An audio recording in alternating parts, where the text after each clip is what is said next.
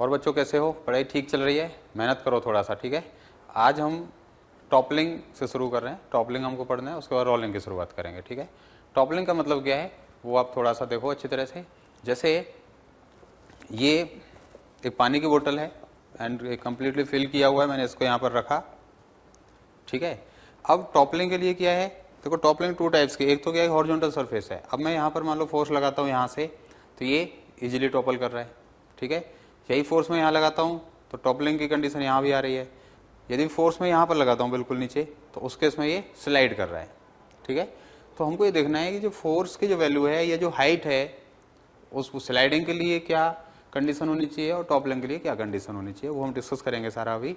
एक चीज़ और देखो आप, जैसे इसमें इंक्लाइन प्लेन की बात करूं, जैसे मैंने अभी इसको रखा, मैं इसका एंगल ऑफ इंक्लिनेशन चेंज करता हूं धीरे धीरे। एंगल ऑफ इंक्लिनेशन चेंज होगा तो क्या हो रहा है, ये टॉपल कर गया, ठीक है। इसी में एक बोतल और जैसे यहाँ एक दूसरी बोतल है, इसके अंदर पानी का जो लेवल है थोड़ा सा कम है, यहाँ पर मैं इसको ऐसे मूव कर रहा हूँ, तो इस केस में भी ये इस केस में क्या कर रहा है, स्लाइड कर रहा है। समझ में आया? इस केस में जैसे मैंने इसको ऐसे किया तो ये क्या हो रहा है, स्लाइड कर रहा है, टॉपल नहीं कर रहा है, ठीक है। लेकिन दूसरी बोतल जो थी उसमें आप देखो ये बोतल कंप्लीटली फिल्ड है, तो यहाँ पर क्या कर रहा है, इसको मैं मूव कर रहा हूँ तो ये टॉपल कर रहा है। तो ऐसा इसलिए हो रहा है कि यहाँ पर ना बोतल कंप्लीटली फिल्ड है, तो इसका सेंटर ऑफ मास इसके मिड पॉइंट पर होगा कहीं, ठीक है। ये जो दूसरी बोतल थी इसमें ये हाफ फिल्ड है और हाफ से भी कम है, तो इसका जो सेंटर ऑफ मास होगा वो नीचे आ गया। तो सेंटर ऑफ मास नीचे आने की कंडीशन में क्या है कि टॉपलिंग होने के चांसेस कम हो जाते हैं, ठीक है। तो किस तरीके से चेंज होगा, किस तरीके से डिपेंड करेगा, वो सारी चीज़ें हमको देखनी है, ठीक। सो किस एंगल पर स्लाइडिंग होगी, किस एंगल पर टॉपलिंग होगी, वो हमको डिस्कस करना है, ठीक है। आगे हम देखते हैं। तो जैसे मैं बात कर रहा हूँ अभी हॉरिजॉन्टल सरफेस पर, ये दिया हुआ है ए के इक्वल दिया हुआ है मान लिया, और ये यहाँ पर कोई फोर्स अप्लाई किया F and this is equal to H,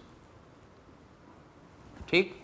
अब मुझे इसका रफ सरफेस दिया हुआ है यहाँ पर एंड फ्रिक्शन कोएफिशिएंट, जो स्टैटिक कोएफिशिएंट ऑफ फ्रिक्शन है वो म्यू एस के इक्वल। अच्छी तरह समझो, इसमें क्या होगा कि जैसे मैं बात कर रहा हूँ कि फोर्स की वैल्यू, इसको स्लाइड करने के लिए इसमें दो चीज लेंगे हम, स्लाइडिंग एंड टॉपलिंग। तो स्लाइड करने के लिए कितना फोर्स होना चाहिए, नीचे फ्रिक्शन फोर्स लग रहा होगा mu S into M G के इक्वल। यदि कैपिटल एफ इस म्यू एस एम जी से ज्यादा हो जाता है तो क्या कंडीशन आ गई है, it is greater than equal to this is the force required for sliding. Clear? ये इक्वेशन 1 मान लिया। अब मैं बात कर रहा हूँ टॉपलिंग की। टॉपलिंग में क्या होता है कि जैसे हमने फोर्स अप्लाई किया तो जो नॉर्मल रिएक्शन है वो शिफ्ट हो जाता है, जिधर फोर्स अप्लाई किया नॉर्मल रिएक्शन शिफ्ट होता जाएगा एंड फाइनली नॉर्मल रिएक्शन यदि यहाँ आ जाता है, इसका मतलब है वो फाइनल जस्ट टॉपल करने वाला होगा। तो उस केस में जैसे एच माना तो मैं टॉर्क देखूँ तो कैपिटल एफ इंटू एच, ये टॉर्क हो गया क्लॉकवाइज, इसका जो अपना एम जी होगा वो डाउनवर्ड डायरेक्शन होगा।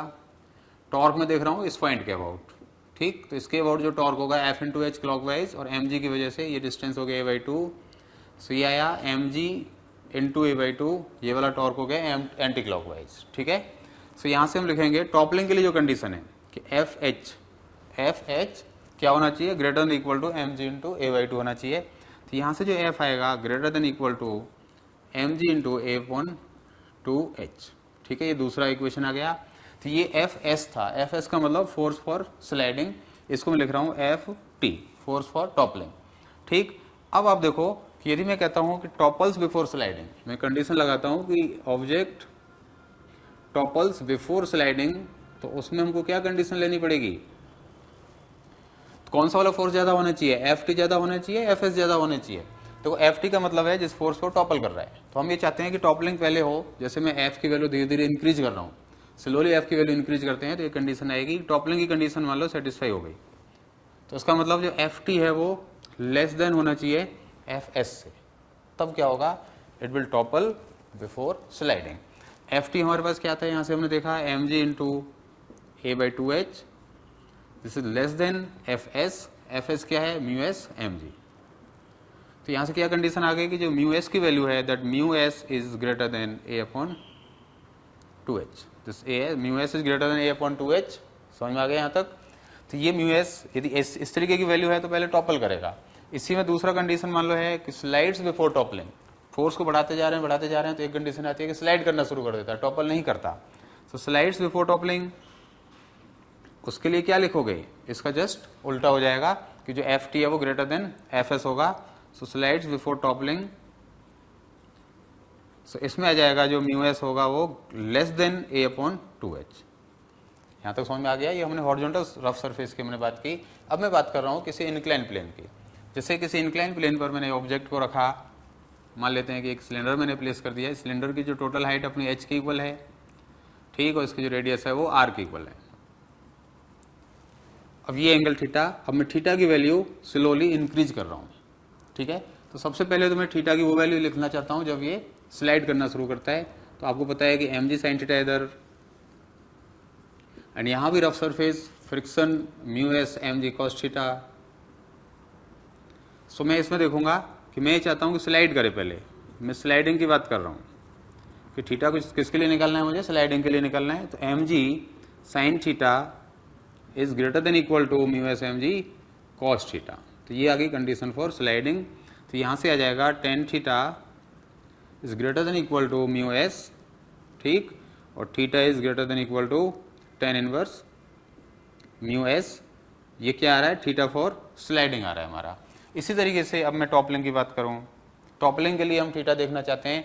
टॉपल कब करेगा, जब नॉर्मल एक्शन आपका यहाँ से पास हो जाएगा, ठीक है। तो अब मुझे देखना है इस पॉइंट के अबाउट टॉर्क देखना है। तो इस पॉइंट के अबाउट टॉर्क के लिए तो इसमें क्या है कि यहाँ से फ्रिक्शन भी इधर से पास हो रहा है, नॉर्मल एक्शन भी यहाँ से पास हो रहा है, तो उनकी वजह से तो कोई टॉर्क होगा नहीं। टॉर्क किसकी वजह से होगा, तो mg sin थीटा की वजह से।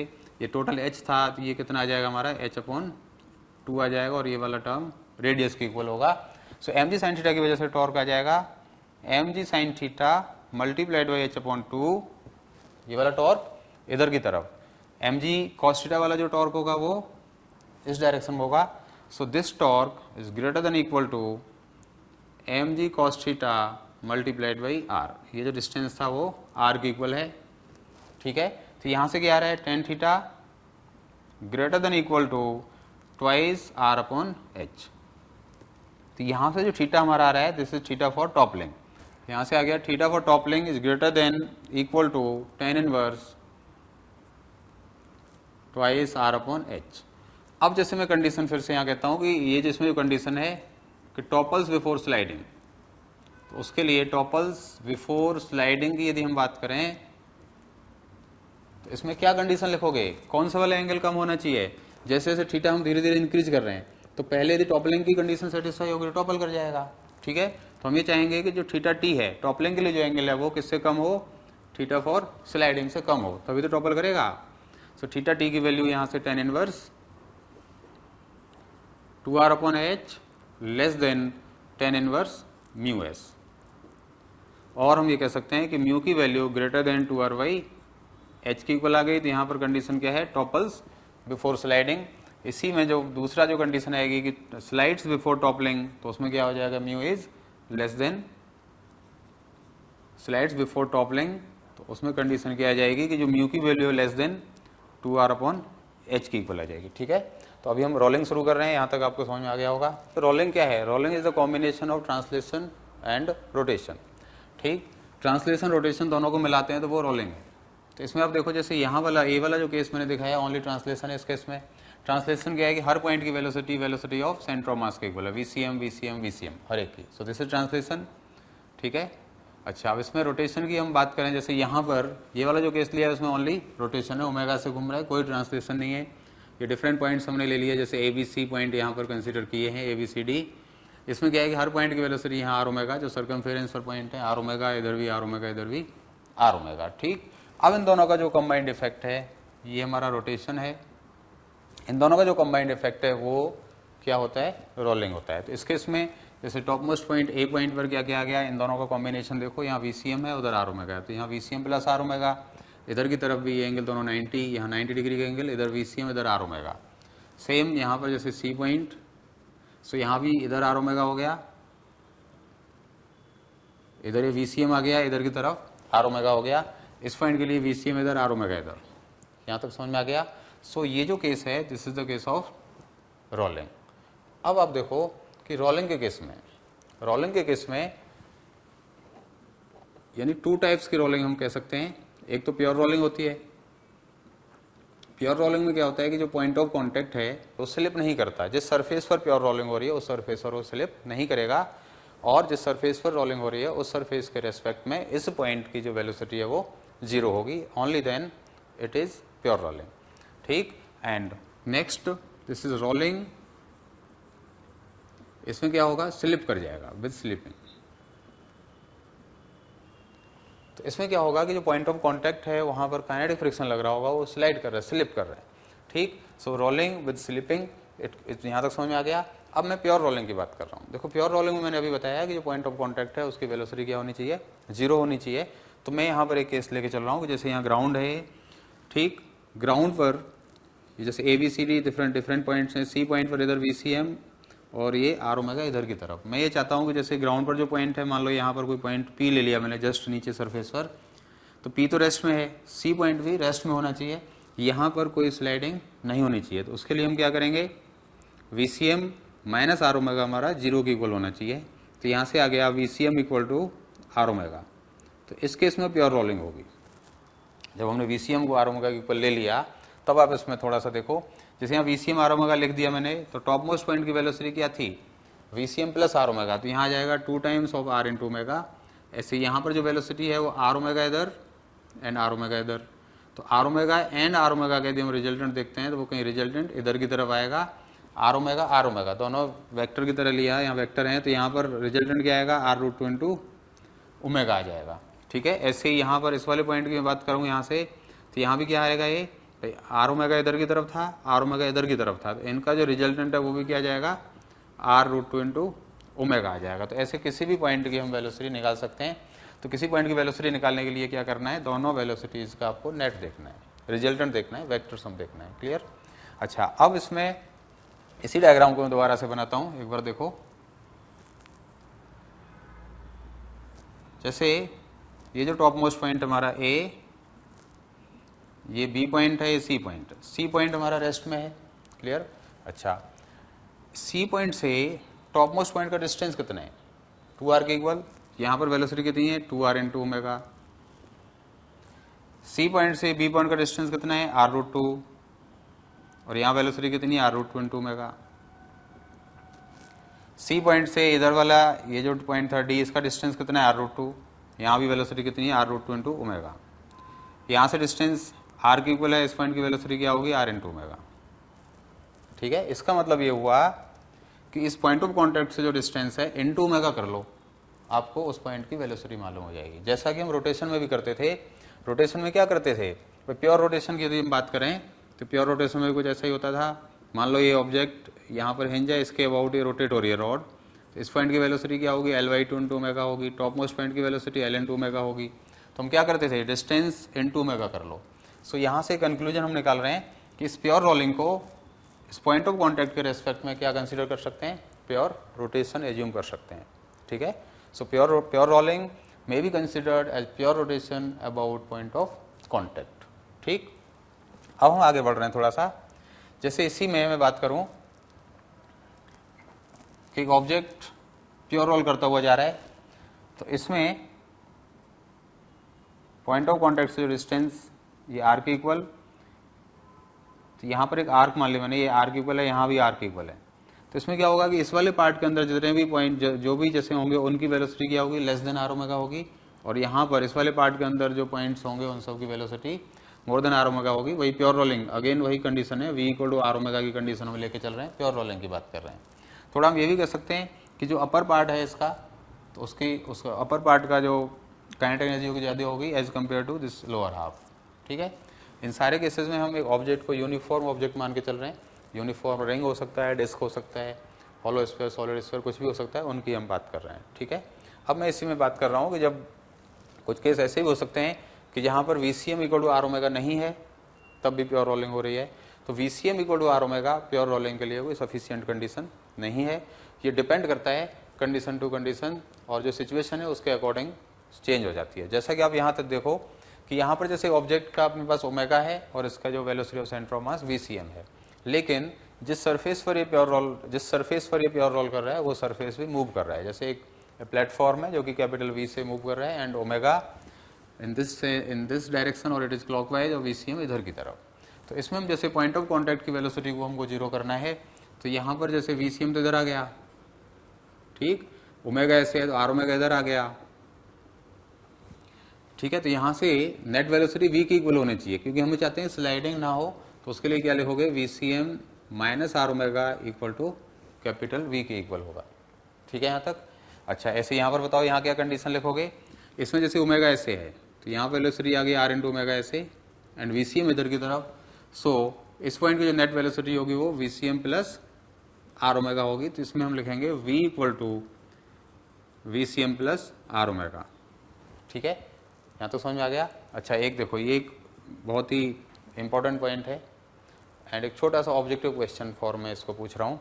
जैसे यहाँ से ना इस पर जैसे एक सिलेंडर है, सिलेंडर के ऊपर हमने स्ट्रिंग को रैप किया हुआ है, स्ट्रिंग इसके ऊपर हमने रैप की हुई है एंड यहाँ से छोटा सा पार्ट इसका बाहर है, अभी ये L की इक्वल, अब मैं यहाँ से इसको पुल करता हूँ, ठीक, एंड यहाँ पर प्योर रोलिंग है, कहीं भी कोई स्लिप नहीं हो रहा है, कोई स्लिपिंग नहीं है कहीं भी, प्योर रोल करता जाता है, आगे बढ़ता जाता है सिलेंडर एंड सपोज सिलेंडर ने जो डिस्टेंस कवर किया D के इक्वल कवर किया, तो जो स्ट्रिंग है, स्ट्रिंग यहाँ से क्या होती जाएगी, अनवाइंड होती जाएगी, तो स्ट्रिंग की लेंथ इंक्रीज हो चुकी होगी।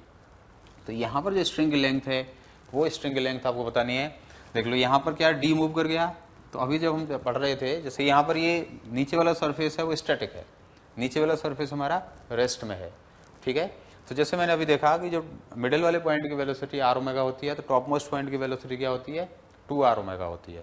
यानी यहाँ पर वेलोसिटी v है, इस वाले पॉइंट की वेलोसिटी v है, तो टॉप प्योर रोलिंग के केस में जैसे ये वेलोसिटी यहाँ पर हो गई ट्वाइस v और यहाँ पर वेलोसिटी हो गई v, तो इस तरीके से वेलोसिटी होंगी यदि प्योर रोलिंग की बात है तो इसमें आप देखो क्या आंसर आएगा आपका कि ये L के इक्वल है, ये D मान लो मूव कर गया, तो जो टॉप मोस्ट पॉइंट है उसकी वेलोसिटी 2v है, तो सेंटर पॉइंट D मूव किया, सो टॉप मोस्ट पॉइंट कितना मूव कर जाएगा, ट्वाइस, ठीक। तो यहाँ पर लेंथ कितनी होनी चाहिए, L तो पहले से था, तो अब कितना आ जाना चाहिए, L प्लस 2D, समझ में आ गया।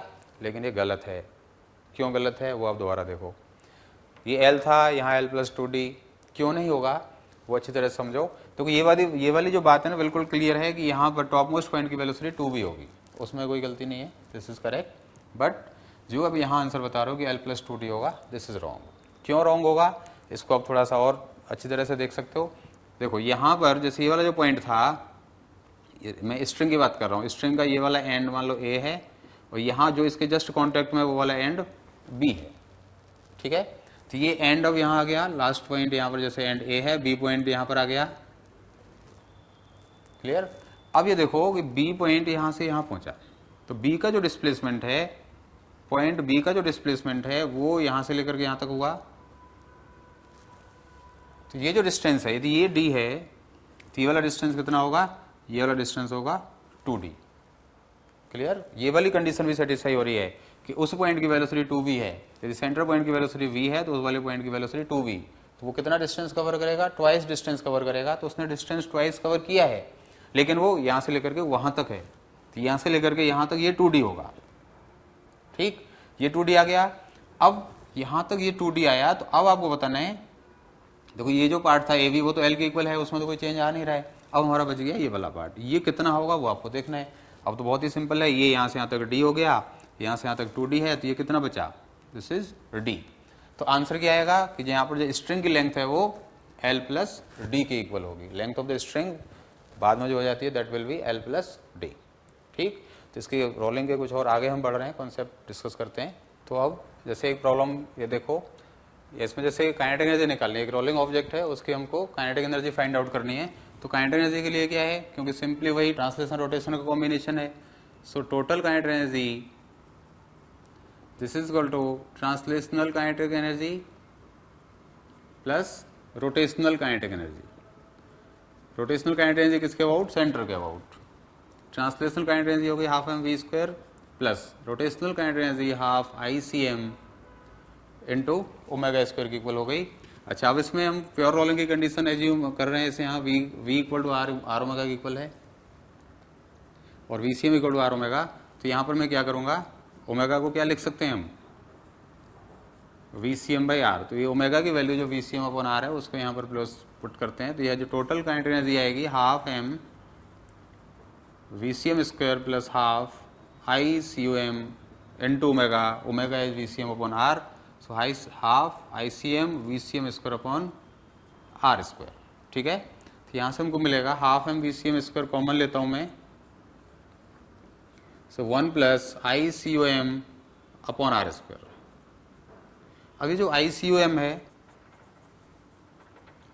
m into k square, this ICUM equal to m into k square. K क्या है? रेडियस ऑफ जायरेशन, जो कि हम डिस्कस कर चुके हैं पहले। So radius of gyration. अच्छा, अब यदि मैं यहाँ पुट करता हूँ m इंटू के स्क्वायर, ठीक है, तो ये m इधर भी आएगा क्योंकि यहाँ हमने m कॉमन लिया था ना, तो ICUM अपॉन m आएगा, ठीक है।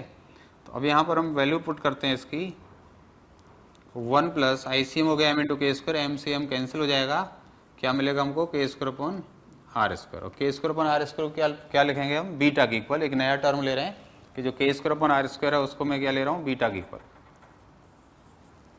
ठीक है।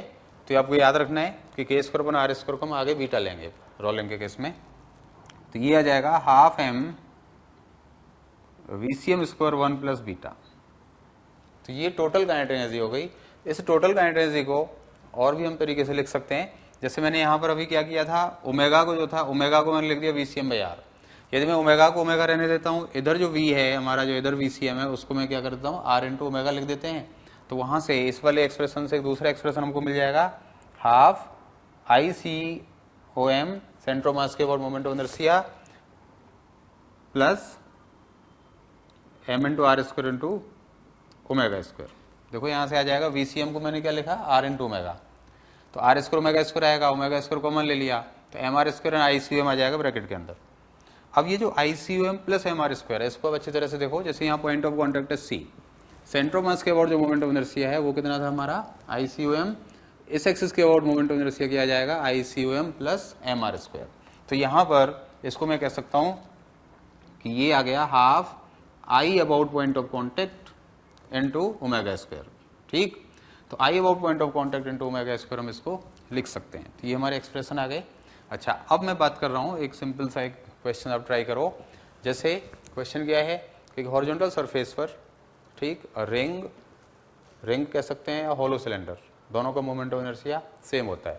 डिस्क और solid cylinder, hollow sphere and solid sphere all are having pure rolling. एक हॉरिजॉन्टल सरफेस पर सबका क्या है? प्योर रोल कर रहे हैं सारे के सारे, एंड सबकी जो वेलोसिटी ऑफ सेंटर ऑफ मास है वो सेम है, सबका मास सेम है, लेकिन उनके रेडियस अलग अलग हैं सारे ऑब्जेक्ट्स की। इसमें क्या बताना है कि ratio of total kinetic energy क्या होगा, ratio of their translational kinetic energy क्या होगा, ratio of their rotational kinetic energy क्या होगा। रोटेशनल काइनेटिक एनर्जी किसके अबाउट ले रहे हैं हम? सेंटर ऑफ मास के अबाउट ले रहे हैं, उनका हमको रेशियो निकालना है। तो मैंने जो अभी जैसे हमने जो रिजल्ट लिखा कि टोटल जो काइनेटिक एनर्जी है वो half MVCM square 1 plus beta की इक्वल। इसको थोड़ा सा मैं ऐसे भी लिख सकता हूँ, half MVCM square plus half MVCM square into beta. तो ये तो हो गई हमारी ट्रांसलेशनल काइनेटिक एनर्जी, और ये कौन सी वाली है? रोटेशनल काइनेटिक एनर्जी, ठीक है। हाफ I ओमेगा स्क्वायर वाला टर्म आ जाएगा ना बीटा के कॉरस्पॉन्डिंग। अब इसमें जैसे इसका हमको रेशियो देखना है, तो ये किस पर डायरेक्टली प्रोपोर्शनल है? 1 प्लस बीटा। VCM तो सबका सेम है, तो यहाँ से ये जो टोटल काइनेटिक एनर्जी होगी that is directly proportional to 1 plus beta.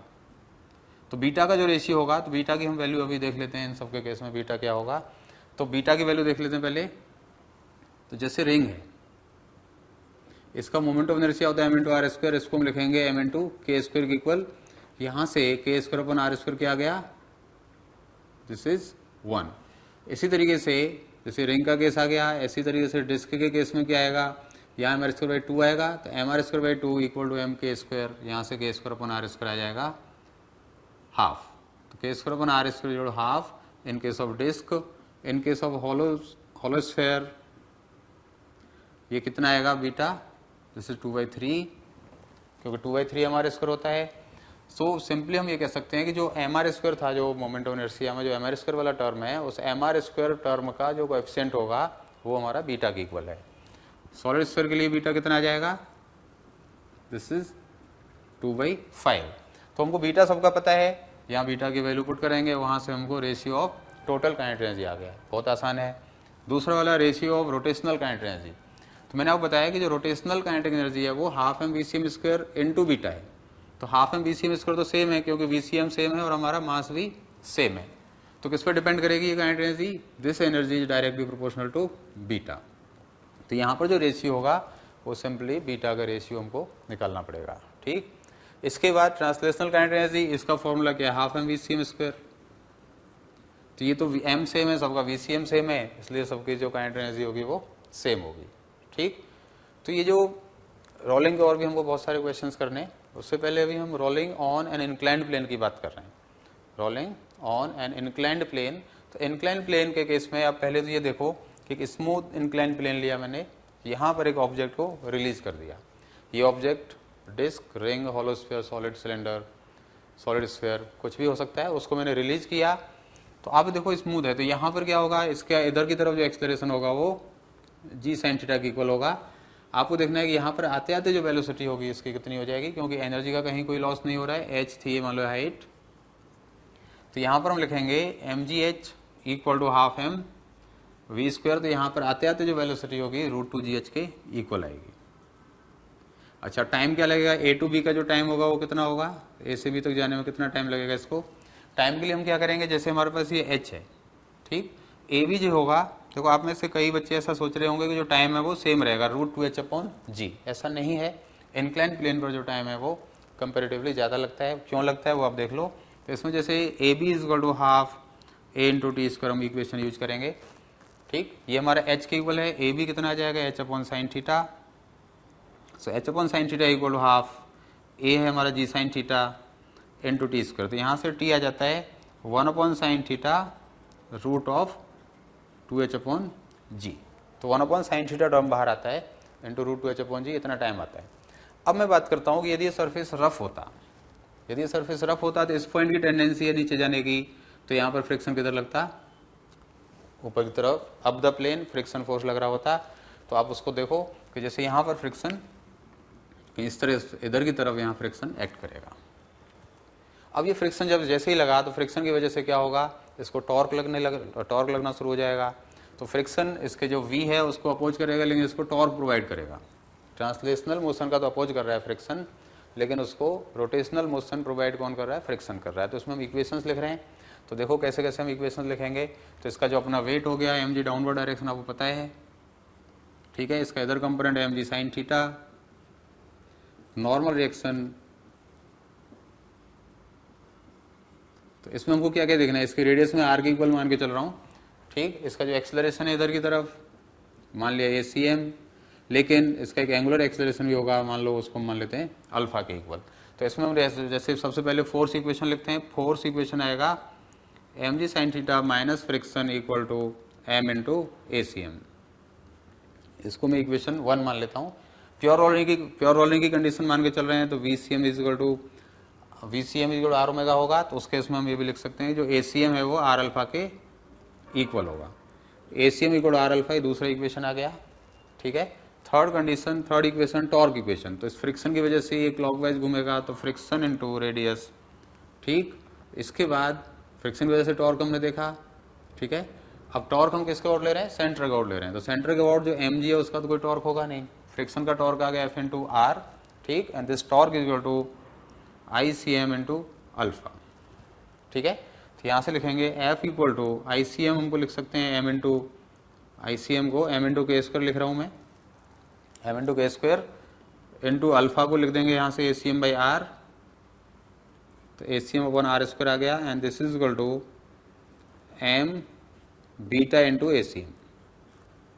ये तीसरा इक्वेशन आ गया, first equation, then second equation ये ए सी एम जो आर अल्फा, थर्ड इक्वेशन आ गया ये। अब इन तीनों इक्वेशन की हेल्प से हमको सॉल्व करना है। सॉल्व करके क्या करना है? फ्रिक्शन निकालना है एक तो, और फिर उसके बाद ए सी एम निकालना है। तो acceleration of centre of mass and friction की वैल्यू फाइंड करनी है। तो फ्रिक्शन कितना आ जाएगा? देखो सॉल्व करके यहाँ से, तो फ्रिक्शन का एक्सप्रेशन आता है एम जी sine theta upon 1 plus 1 upon beta. Beta यहाँ पर अगेन वही है कि square upon R square equal है। इसके बाद जो इस acceleration of centre of mass आता है, इसको सॉल्व करके बाद G sine theta upon 1 plus beta, ये एक्सप्रेशन आ गई। अब आपको देखना है कि यहाँ पर आते आते तो यहाँ आते आते जो इसकी वेलोसिटी ऑफ सेंटर ऑफ मास होगी वो हमको फाइंड आउट करना है, ठीक है। इसको जो टाइम लगेगा वो हमको निकालना है, तरीका वही है। अच्छा, इसमें जो इंपॉर्टेंट पॉइंट है कि फ्रिक्शन की वजह से ट्रांसलेटरी मोशन का पोजीशन हो रहा है लेकिन रोटेशनल मोशन की हेल्प हो रही है, बट फ्रिक्शन की वजह से कोई एनर्जी का लॉस नहीं है। सो एनर्जी कंजर्वेशन प्रिंसिपल हम यहाँ पर अप्लाई कर सकते हैं। तो सीधा सीधा मैं जैसे एनर्जी कंजर्वेशन के अकॉर्डिंग mgh इसकी पोटेंशियल एनर्जी हो गई, यहाँ आते आते पोटेंशियल एनर्जी जीरो हो जाती है। This equal to half m v square, v जैसे यहाँ पर जो वी सी एम वो हमको निकालना है into 1 plus beta, rotational kinetic energy लेनी है, ध्यान रखना है, ठीक है। तो यहाँ से हमको क्या मिलेगा, वी सी एम की वैल्यू मालूम हो गई, तो 2gh upon 1 plus beta root, so half m v c m square 1 plus beta. तो वी सी एम आ गया इतना। टाइम निकालने के लिए क्या है, टाइम के लिए भी सीधा सीधा वही करेंगे, h ये जो यहाँ से यहाँ तक कितना था, h upon sine theta, so h upon sine theta equal to half a की जगह आ जाएगा g sine theta upon 1 plus beta into T square, so t equal to 1 upon sine theta root of 2h upon g into 1 plus beta. अब ये बताओ कि सबसे पहले जैसे कई सारे जो ऑब्जेक्ट है हमारे पास, disc, ring, hollow sphere, solid sphere, सबको किसी इंक्लाइन प्लेन पर, सेम इंक्लाइन प्लेन पर एक साथ हम रिलीज कर देते हैं। तो सबसे पहले कौन सा पहुंचेगा, सबसे पहले कौन सा पहुंचेगा, इसका मतलब टाइम सबसे कम किस में लगेगा, तो बीटा जिसका कम होगा वो अर्लीस्ट पहुंचेगा। तो बीटा सबसे कम किसका है, solid sphere has the minimum beta 2/5 है, तो सॉलिड स्फीयर सबसे पहले पहुंच जाएगा, क्लियर। सबसे लास्ट में कौन सा पहुंचेगा, रिंग, रिंग और हॉलो सिलेंडर लास्ट में पहुंचेगा। तो टाइम आ गया। अब इसमें हम आगे बढ़ रहे हैं कि जैसे मुझे फ्रिक्शन कोएफिशिएंट की बात करनी है, फ्रिक्शन फोर्स का हमारे पास ये फॉर्मूला है। अब ये जो फ्रिक्शन है, इतना फ्रिक्शन उस पर फोर्स फ्रिक्शन लग रहा होगा, ठीक है। तो फ्रिक्शन इतना लग रहा है, अब हम क्या करेंगे, देखो फ्रिक्शन कौन सा होगा, स्टैटिक फ्रिक्शन होगा, क्योंकि यहाँ रिलेटिव मोशन नहीं है, स्टैटिक फ्रिक्शन है। तो स्टैटिक फ्रिक्शन के बारे में आपको क्या पता है कि जो स्टैटिक फ्रिक्शन है वो less than equal to mu S into n होता है, ठीक है। यहाँ पर जो फ्रिक्शन लग रहा है वो स्टैटिक है, तो ये वाला जो फ्रिक्शन होगा यानी m ji sine theta divided by 1 plus 1 upon beta, this is less than equal to mu S into n. Mu S into n is the limiting friction and n की वैल्यू कितनी है यहाँ पर, m g cos theta, so mu S into M g cos theta. तो यहाँ से आ गया mu s is greater than equal to tan theta upon 1 plus 1 upon beta. ये म्यू एस की मिनिमम वैल्यू होगी, ठीक है। यहाँ से जैसे mu S greater than this, यदि यहाँ म्यू एस मिनिमम की बात करें for pure rolling, mu S minimum कितना होगा, ten theta upon 1 plus 1 upon beta की इक्वल होगा, ठीक है। तो यहाँ हमने जैसे फॉर्मूला देख लिया, ये म्यू एस मिनिमम की वैल्यू इतनी है। अब इसके बेसिस पर बहुत इंपॉर्टेंट क्वेश्चन हम कर रहे हैं। ये देखो, जैसे डिफरेंट ऑब्जेक्ट के लिए हमको बीटा पता है, उसके लिए जो म्यू एस मिनिमम की जो वैल्यू आती है, जैसे रिंग के लिए 0.5 टेन थीटा, डिस्क के लिए 0.33, हॉलोस्फीयर 0.4, ये 0.28 टेन थीटा की इक्वल आता है। अब इसमें ना जो इस पर बेस्ड क्वेश्चन आता है कि जैसे इंक्लाइन प्लेन पर रिंग को मैंने रिलीज किया and the ring has pure rolling, तो उस सरफेस के लिए जिस सरफेस पर रिंग प्योर रोल कर रहा है, इसका मतलब वहां पर फ्रिक्शन कोएफिशिएंट कम से कम कितना होगा, वो greater than equal to 0.5 tan theta. अच्छी तरह समझना कि जो म्यू एस होगा वहां पर greater than equal to 0.5 tan theta यदि उस पर रिंग ने प्योर रोल किया। इसका मतलब क्या हुआ कि जिस सरफेस पर रिंग प्योर रोल करेगी उस सरफेस पर बाकी के सारे प्योर रोल करेंगे। क्यों, क्लियर दिख रहा है कि यहाँ इन सब की वैल्यू, इनके लिए जो फ्रिक्शन कोएफिशिएंट रिक्वायर्ड है वो कम है। लेकिन तो यहाँ से समझ में आ गया आपके कौन सा आंसर आएगा, रिंग दिया हुआ है, रिंग प्योर रोल करता है तो disc must have pure rolling, hollow sphere must have pure rolling, solid sphere must have pure rolling, ठीक है। इसमें उल्टा कर देता हूँ, जैसे रिंग की बजाय मैं कहता हूँ कि सरफेस पर हॉलो स्फीयर प्योर रोल कर रहा है, एक सरफेस पर हॉलो स्फीयर प्योर रोल कर रहा है, इसका मतलब म्यू की वैल्यू 0.4 टेन थीटा तो कम से कम है, उससे ज्यादा है कि नहीं वो उसके बारे में हम श्योर नहीं है। इसका मतलब उस सरफेस पर ring may have pure rolling, लेकिन बाकी के ये मस्ट हैव प्योर रोलिंग, ये भी मस्ट हैव प्योर रोलिंग, ठीक है। यहाँ तक समझ में आ गया। ऐसे ही मान लो एक सरफेस पर सॉलिड स्फीयर प्योर रोल करता है, इसका मतलब वहां पर जो फ्रिक्शन कोएफिशिएंट है वो कम से कम 0.28 टेन थीटा तो हो गया होगा। उसी सरफेस पर इन सबको मैं प्योर रोल कराऊं, इन सारे ऑब्जेक्ट को छोड़ दिया, तो ये प्योर रोल कर भी सकते हैं, नहीं भी कर सकते हैं, क्योंकि 0.28 का तो कन्फर्म है, लेकिन 0.28 से ज्यादा है या नहीं है, ये कंडीशन सेटिस्फाई हो रही है या नहीं हो रही है, उसके बारे में हम श्योर नहीं है। तो जिस सरफेस पर सॉलिड स्फीयर प्योर रोल करेगा उस सरफेस पर बाकी के सरफेस मे और मे नॉट प्योर रोल, मे और may not have pure rolling, ठीक है। इसी में हम आगे बढ़ रहे हैं। जैसे अब इधर देखो, जैसे यहाँ पर एक ऑब्जेक्ट है, इसके लिए ओमेगा 0 है, स्मूथ सरफेस पर इसको प्रोजेक्ट यहाँ पर वी वेलोसिटी से मूव कर रहा है, तो ये मैक्सिमम हाइट कितनी अटेन करेगा, एनर्जी का कहीं भी कोई लॉस नहीं है, h equal to v square upon 2g, simple सी कंडीशन है। दूसरा मैंने केस लिया कि यहाँ पर ओमेगा है, साथ में v है, ठीक, तो इसकी जो काइनेटिक एनर्जी होगी कंपेरेटिवली ज़्यादा होगी। तो यहाँ तो only half m v square है, लेकिन हाफ एम वी स्क्वायर यहाँ 1 प्लस बीटा टाइम्स होगी।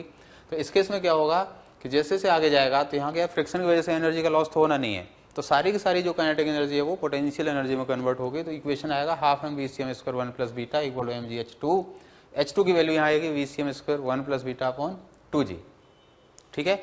अब इसमें एक इंपॉर्टेंट पॉइंट है कि जब जैसे यहाँ पर आ गया होगा ये ऑब्जेक्ट, तो इस केस में क्या होगा कि mg तो इसका अपोज कर रहा है, ट्रांसलेटरी मोशन का अपोज कर रहा है। अब ओमेगा भी कम करना, जैसे जैसे v कम होगा साथ में ओमेगा भी कम होना है, क्योंकि v equal to R omega की कंडीशन हर इंस्टेंट पर सेटिस्फाई होनी चाहिए। तो उस कंडीशन को सेटिस्फाई करने के लिए मजबूरी में फ्रिक्शन किधर लगेगा, अप द प्लेन, फ्रिक्शन इधर नहीं लगेगा, फ्रिक्शन अप द प्लेन लगेगा, ठीक है। तो फ्रिक्शन की हेल्प से एक तरीके से और ज्यादा हाइट तक जाता है वो, फ्रिक्शन उसके ऊपर जाने में हेल्प कर रहा है, अपोज नहीं कर रहा है, तो इसलिए यहाँ पर हाइट आ जाती है 1 plus beta times of H2, 1 plus beta times of H1। तो यहाँ पर जो हाइट है 1 plus beta times of H1। ये वाला केस देखो, स्मूथ सरफेस पर ओमेगा है इसके पास और v equal to R omega की कंडीशन दे रखी है, लेकिन स्मूथ सरफेस है। जब ऑब्जेक्ट आगे जाएगा तो इसका v तो कम हो जाएगा, v किसकी वजह से कम हो जाएगा, ग्रेविटी mg की वजह से, क्योंकि mg साइन थीटा इधर लग रहा होगा, उसकी वजह से v कम हो गया। ऐसे यहाँ भी v उसकी वजह से कम हो रहा था, लेकिन इसके ओमेगा को कम करने के लिए कोई भी टॉर्क नहीं है, क्योंकि फ्रिक्शन है नहीं, तो ओमेगा इसका ओमेगा चेंज नहीं होगा। तो यहाँ पर जो ओमेगा है वो जितना पहले था वही रहेगा, सेम ओमेगा रहेगा। ओनली जो translational kinetic energy half m v square वो पोटेंशियल एनर्जी में कन्वर्ट होगी। तो इस केस में जो हाइट होगी वो सीधा सीधा v c m square upon 2g। तो H1 एंड H3 दोनों इक्वल होंगे और H2 सबसे ज्यादा होगा, H2 is greater than H1 equal to H3, ठीक है। एक इसका हम लास्ट क्वेश्चन करते हैं।